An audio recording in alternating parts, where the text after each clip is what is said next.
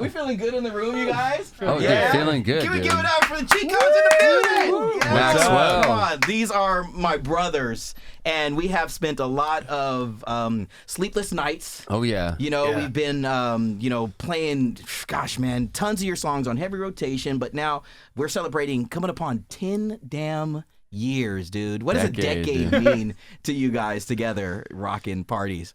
There's a lot of memories. I try to go back, and there's definitely each one of us. There's like shows that we forgot about. Like, for sure. Now it's to the point like, oh, you remember we did that? And they're like, no, I don't remember because we just played in Bloomington, and I was trying to like tell these guys, you remember that show? We did 2 shows. And, like the power went out, and they're like, I don't remember. I must have been drunk or something. I'm like, when those memories, or those fleeting memories happen, power goes out somewhere. You're tapped in. You're dialed in. Have you ever had to ask somebody what's your Wi-Fi password? Well, I remember. I remember when we first started.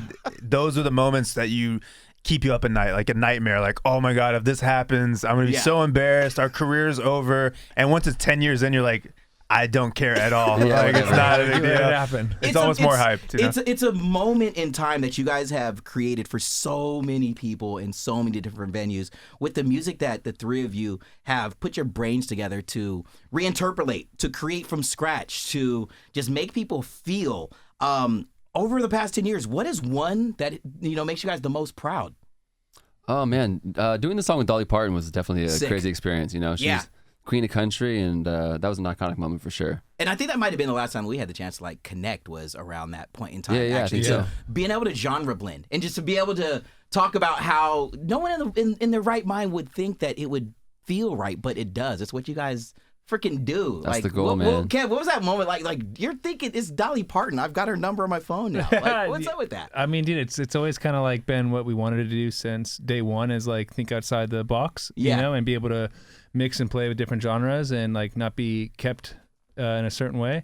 And so I think it's honestly been a dream come true, dude. For sure. It's been a wild ride, and from Dolly Parton to working with U2 and Fetty Wap and Demi. It's we've done a lot of collabs, which is pretty cool with a lot of legends. Which we not to go off topic, but we just did a song with Kenny G. I was gonna get to that. I don't want to jump ahead. What is the deal? But it's cool. It's because these are artists that we grew up listening to. I remember just going to a breakfast buffet with my family, and Kenny G's playing on the speaker, and you're like, wow, this music set the moves. And it's this feels right, but then it's I'm gonna find a way to make it feel even better. Yeah. Yet those moments. I mean, I have this more than anybody.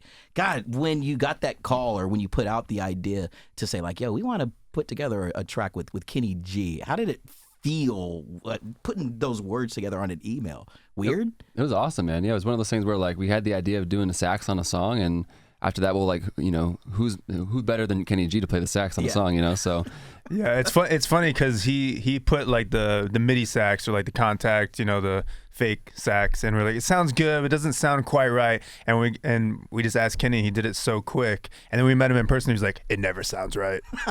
Trust me, it never sounds authentic doing the MIDI. We're like, okay, you're the expert. You all have worked with so many people, and like you just said, the collabs have been there. Has there been anyone along the way where it was yo, I just hope that when this person shows up, it's just don't be a Karen. Has there been anybody like that? Oh man, I mean, I won't say who, but there's definitely there's been a couple disappointments, but it is what it is. To work through it, you know what I'm saying? To work through it, to create a hit, you know what I mean? From those moments, how refreshing is it to know when you press play on the decks? Maybe it's at maybe it's at Marquee, maybe it's down the shore at AC where we're raging together, or maybe it's across the water in Ibiza coming up here at Ushuaia. When you press those buttons and you play that song knowing that it was so much good times and maybe tough times to make it come to fruition, but the crowd just goes absolutely apeshit. What's that feeling like from behind the decks? Oh, it's crazy. Especially you brought up Ushuaia. We haven't played there. What has it been 5 or 6 years? And then because COVID kind of separated us from Europe for a while. Literally our European agent was just oh, I don't work here anymore. So we were we have to figure out how do we get back into the territory? So now we're supposed to be in Ushuaia this summer. So we're looking forward to that.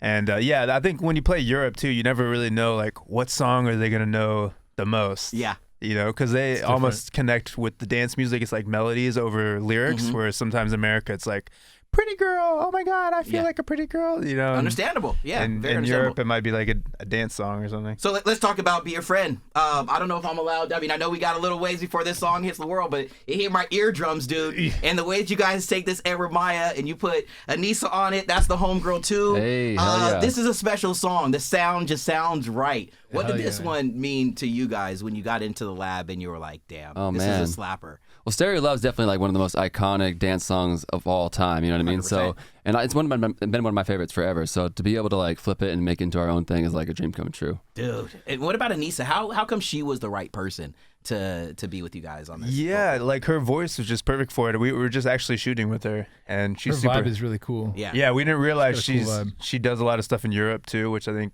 makes sense with the vibe of the song. And her brother will beat your ass too. Oh, okay. So you met her brother. So you know. Yeah. He's actually really nice, but He's really nice. He's strong. Yeah, He's strong. He's strong. Dude. Yeah, big strong dude. Strong dude. But when it feels right, it just feels right in that family energy, that just natural. It's not forced.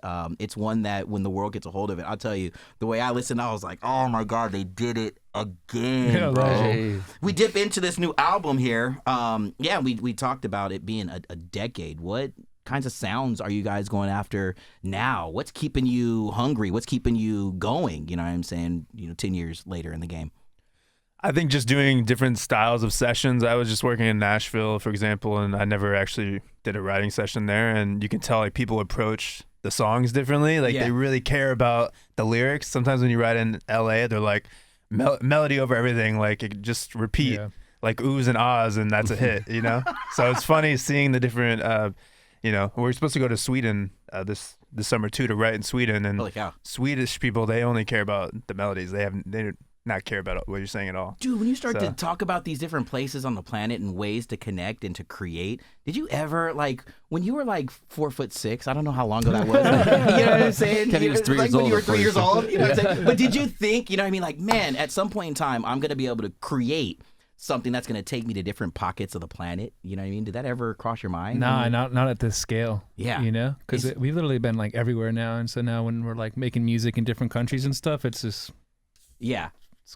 It's different. Yeah, for Yeah, sure. yeah, I remember being like different. 16 and thinking it was crazy just to go to like Seattle from Portland. Yeah, like 3 hour exactly. drive. Like, oh my gosh, like that's gonna be crazy. I'm we going used on to do, tour. I'm going on tour. Yo, I'm about to hit the 405. We used to do pop punk stuff, so Exactly. we used to be in like the passenger vans, like driving everywhere. Yeah. So like doing international stuff, I don't even think was definitely not on my radar when I was like younger. But I was Yeah, like, for I just sure. want to drive, do like a pop punk tour, like. Dude, when you think about, again, I want to hang on this this 10 years, this decade of cheat codes, man.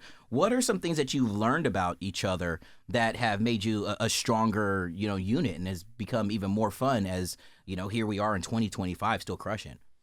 I think that the more time goes on, the more we just trust each other in what like we're good at. You Hell know what yeah. I mean? Not to step on each other's toes, and we just kind of let each other do our thing, and it kind of works that way. You know? It's seamless. Anybody that's been to a party with y'all, it's such a flow. It's such a vibe. hell yeah, man. If you Thank can you. remember the night after, because Oh, there yeah. you guys We've had some crazy nights together, man. We have, man. I'm not even Had gonna some great lie, dude. nights. But one thing that has always been rad about what you have done with your show, and it's the very important part of being dedicated to the fans and people who show up to these parties. And I remember it being a very intentional, like, we get the opportunity to get the money to buy for the pyro, the smoke and all that, but it's like, nah, let's go ahead and throw it out to the crowd to make you know what I'm saying, to make you a part of this initial building of a fan base. So you're part of our squad. That's how I've always felt from the dance floor with you guys. So just thank you on behalf of Hell yeah. those Thank who you. have Thanks a been lot, there bro. since day dot. You know what I'm saying? Yeah. You guys rolled up into the there's a dude with an accordion. Yeah, we or brought something. a Yeah, special dude. Yeah, what surprise is- for you guys wait, we today. got- In celebration of Be Your Friend, you know? Okay, we got Yeah. an accordion. Okay, wait a second. Yo, what's going? What's your name, bro? Lucas. Lucas. Lucas, All get right, in here, Lucas. dude. Lucas, dude, love you, man. Yeah, pop over here next to Trev. And so, please, how did this become a situation with you guys in the accordion? Well, we had the sample, which is from Stereo Love. We needed to re-record it, and we just needed the right sound. And the accordion. Lucas has been killing the accordion. I guess he's been playing for a keys while now. forever. Yeah, how long have you been playing the accordion, bro? I'm Man, stand the up. accordion play for 8 years right now, What? and I play piano for like 20 years. Okay, what was more difficult, learning the Learning the accordion or forgetting how to play the piano to learn the accordion? Well, both, because I had to take a choice for a second. Yeah. But it was such a relief too, because after 20 years you get like tired a little bit. You want something new. You want to challenge yourself, Yeah, like you guys do. Let me call up Dolly Parton right quick and see if I can make this happen, and it works. Holy crap! Yeah. All right, come on, show us what you got on the accordion, man. Right. Because this is. Give it to him good, Lucas. Oh my. Dude, Last time you had accordion. I don't know when the last time I had an accordion in Maxwell's house. Not even gonna Yeah, front. that's hilarious. Like in Brazil, everyone knows accordion, but here it's like a fucking unicorn. Yeah. No? 100%. Come on now, let's go. Listen, dude, this is great.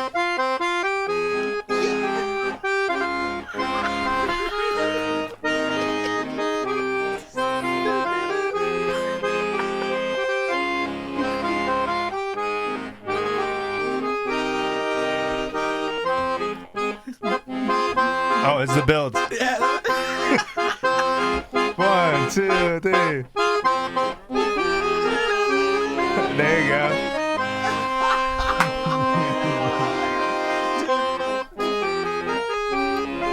I don't wanna be your friend no more.